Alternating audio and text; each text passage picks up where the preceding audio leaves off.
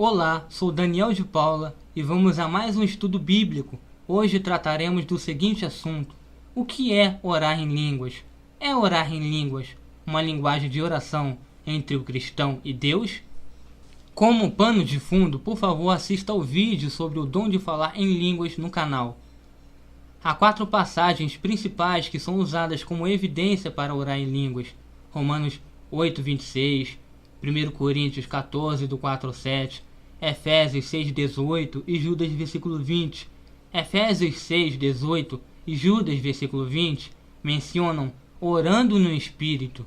No entanto, línguas como uma linguagem de oração é bem improvável que seja uma interpretação para orando no Espírito. Romanos 8:26 nos ensina: também o Espírito semelhantemente nos assiste em nossa fraqueza, porque não sabemos orar como convém, mas o Espírito intercede por nós sobremaneira com gemidos inexprimíveis. 2 pontos importantes fazem bem improvável com que Romanos 8:26 esteja se referindo a línguas como uma linguagem de oração. Primeiro, que Romanos 8:26 indica que é o Espírito que expressa gemidos e não os cristãos. E segundo, que Romanos 8:26 indica que esses gemidos do Espírito são inexprimíveis, e a essência de falar em línguas é expressar palavras, idiomas conhecidos. Isso nos deixa com 1 Coríntios 14, do 4 ao 17, e o versículo 14 especialmente: porque se eu orar em outra língua, o meu espírito ora de fato, mas a minha mente fica infrutífera. 1 Coríntios 14:14 menciona claramente orar em outra língua. O que isso significa? Primeiro, estudar o contexto é de grande valor. 1 Coríntios capítulo 14 é primeiramente uma comparação, contraste entre o dom de falar em línguas e o dom de profecia. Os versículos 2 e 5 deixam bem claro que Paulo enxerga a profecia como um dom superior ao dom de línguas. Ao mesmo tempo, Paulo exclama o valor de línguas e declara que se alegra por falar em línguas mais do que qualquer outra pessoa, no versículo 18. Atos capítulo 2 descreve a primeira ocorrência do dom de línguas no dia de Pentecostes. Os apóstolos falaram em línguas. Atos capítulo 2 deixa bem claro que os apóstolos estavam falando em uma linguagem humana. E quando aquele som ocorreu, ajuntou-se uma multidão, e estava confusa, porque cada um os ouvia falar na sua própria língua. E todos pasmavam e se maravilhavam, dizendo uns aos outros: pois que não são galileus todos esses homens que estão falando? Como, pois, os ouvimos cada um na nossa própria língua em que somos nascidos?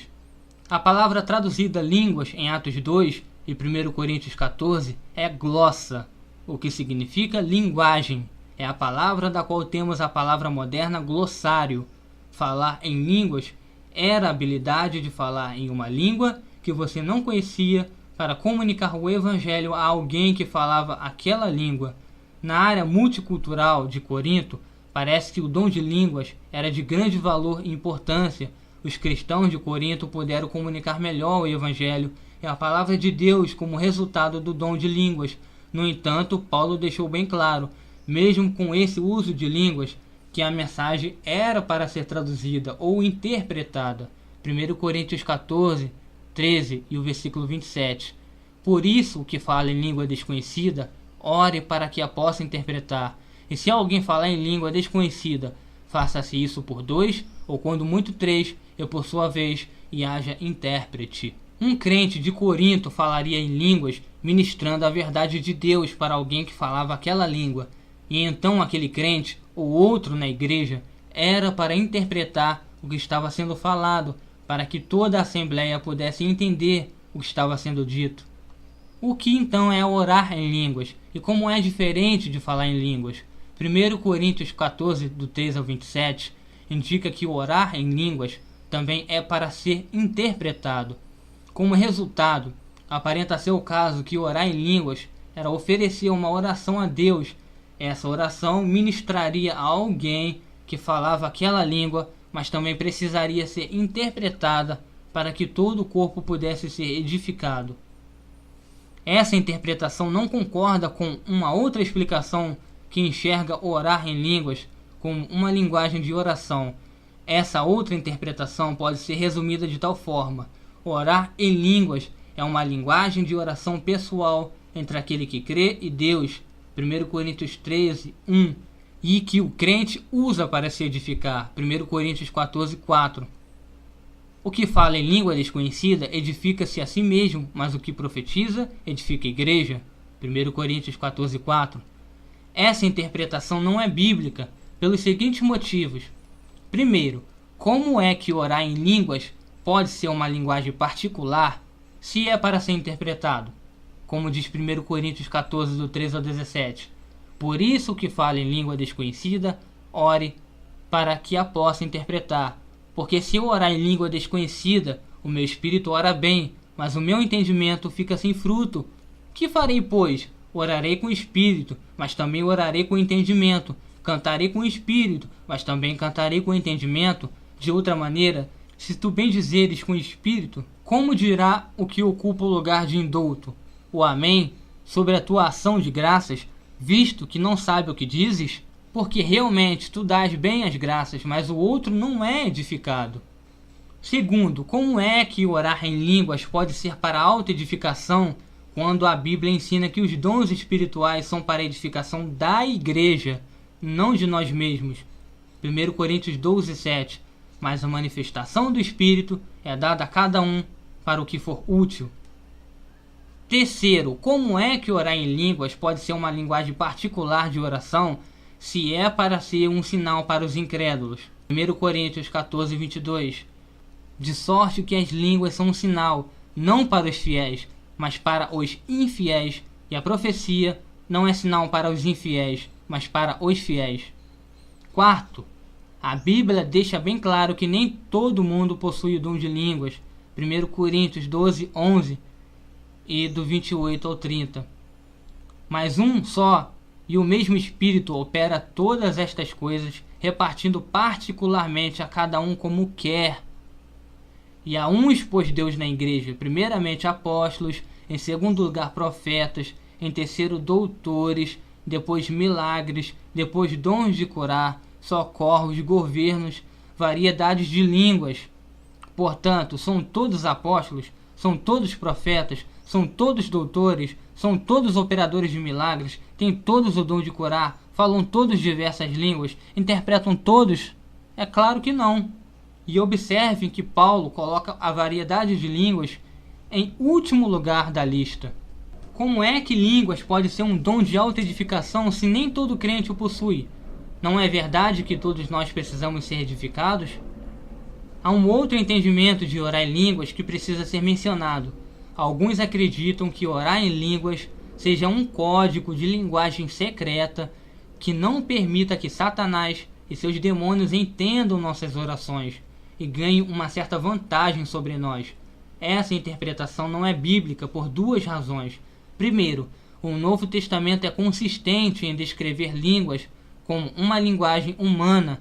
É pouco provável que Satanás e seus demônios não sejam capazes de entender linguagens humanas. Segundo, a Bíblia registra inúmeros crentes orando em sua própria língua, em voz alta, sem se preocuparem com Satanás interceptando a oração. Até mesmo se Satanás ou seus demônios escutassem e entendessem as orações que fazemos, eles não têm nenhum poder para prevenir que Deus responda às orações de acordo com a sua vontade. Sabemos que Deus escuta nossas orações, e esse fato torna irrelevante que Satanás e seus demônios a escutem e a entendam. Tendo dito tudo isso, o que dizer dos vários cristãos que têm experimentado orar em línguas e acham que é realmente poderoso para edificar? Primeiramente, precisamos basear nossa fé e prática na Bíblia, não em experiências. Precisamos enxergar nossas experiências de acordo com a Bíblia, não interpretar a Bíblia de acordo com as nossas experiências. Segundo muitos dos cultos e religiões mundiais, também registram ocorrências de falar ou orar em outras línguas, como os vários terreiros de macumba. É claro que o Espírito Santo não está distribuindo o dom de línguas aos incrédulos, não é mesmo?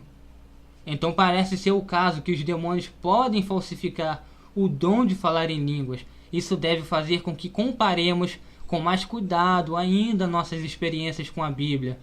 Não creiais em tudo que vês, mas sim comparais tudo com a Bíblia, para que não possa ser enganado.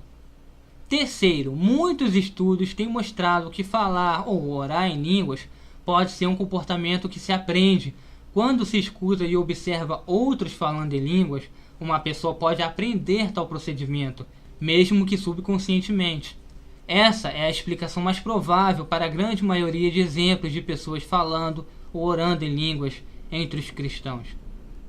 Ainda há casos de pessoas fingindo em estar falando em línguas, imitando outras pessoas a estar falando em línguas, só para se sentir mais espiritual. O êxtase espiritual também pode levar estas pessoas a praticarem os mesmos atos. Quarto, o sentimento de autoedificação é natural. O corpo humano produz adrenalina e endorfina quando experimenta algo novo, empolgante, emocionante ou desconectado de pensamento racional. Orar em línguas com certeza é um assunto que os cristãos devem discordar com amor e respeito uns pelos outros. Orar em línguas não é o que determina a salvação. Orar em línguas não é o que separa um cristão maduro de um imaturo. Se orar em línguas é ou não uma linguagem de oração, não é fundamental à fé cristã. Então, embora acredito que a interpretação bíblica de orar em línguas não sustente a ideia de uma linguagem pessoal para autoedificação, também reconheço que muitos que o praticam são nossos irmãos e irmãs em Cristo e merecem o nosso amor e todo o nosso respeito. Que Deus os abençoe. Vem, mas o Espírito intercede por nós sobremaneira com gemidos inexprimíveis. 2 pontos importantes fazem bem improvável com que Romanos 8:26 esteja se referindo a línguas como uma linguagem de oração. Primeiro, que Romanos 8:26 indica que é o Espírito que expressa gemidos e não os cristãos. E segundo, que Romanos 8:26 indica que esses gemidos do Espírito são inexprimíveis, e a essência de falar em línguas é expressar palavras, idiomas conhecidos. Isso nos deixa com 1 Coríntios 14, do 4 ao 17, e o versículo 14 especialmente. Porque se eu orar em outra língua,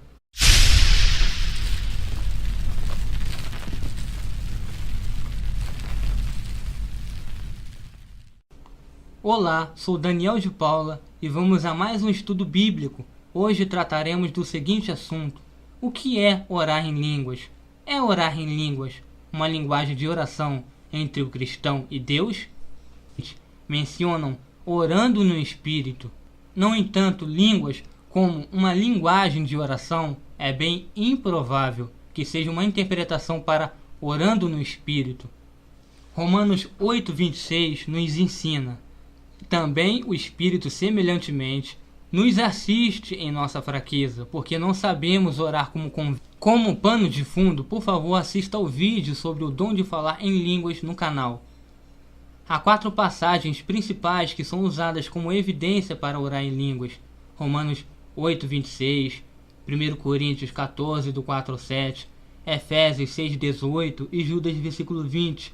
Efésios 6:18 e Judas versículo 20